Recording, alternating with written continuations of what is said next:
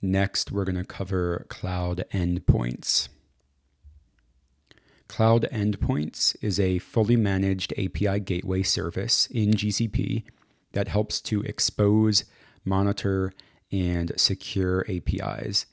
It provides a structured way to manage API access while handling operational concerns like authentication and request validation. Cloud Endpoints uses the extensible service proxy. This proxy manages key API functions such as authentication, rate limiting, request validation. So developers can focus on building APIs rather than enforcing these controls themselves. It integrates with IAM to enforce security policies and authentication, supporting API keys, web tokens, OAuth. This ensures that only authorized requests are processed without requiring custom authentication logic. Monitoring and performance tracking are built into endpoints through integrations with Cloud Monitoring and Cloud Trace, as you might expect. These tools can help you, analyze API usage, detect latency issues, improve reliability. And then APIs can be defined using the OpenAPI or gRPC specs, which standardize how services are described and make it easier to manage and integrate them with other applications. For the exam, it's useful to basically just recognize Cloud Endpoints as GCP's API gateway solution and understand its role in securing, monitoring, and managing APIs. All right, here's an example of how Cloud Endpoints integrates with backend services, in this case with App Engine.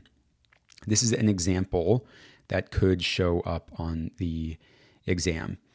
So on the left, we have different types of clients, and on the right, we have App Engine. The clients could be smartphones, other mobile devices, laptops. Each of these can make API requests to Cloud Endpoints. And they might not be calling the same endpoint. One device might be fetching user data, another might be retrieving transaction history, another could be updating settings. And the multiple lines coming out of Cloud Endpoints shows that it's exposing multiple API routes, allowing different requests to be handled appropriately. In the center, we have Cloud Endpoints. Cloud Endpoints processes these incoming requests and determines where to send them. The multiple lines on the right side of Cloud Endpoints shows that requests aren't forwarded to just one backend service. Instead, different API calls are routed to different services that are running on App Engine.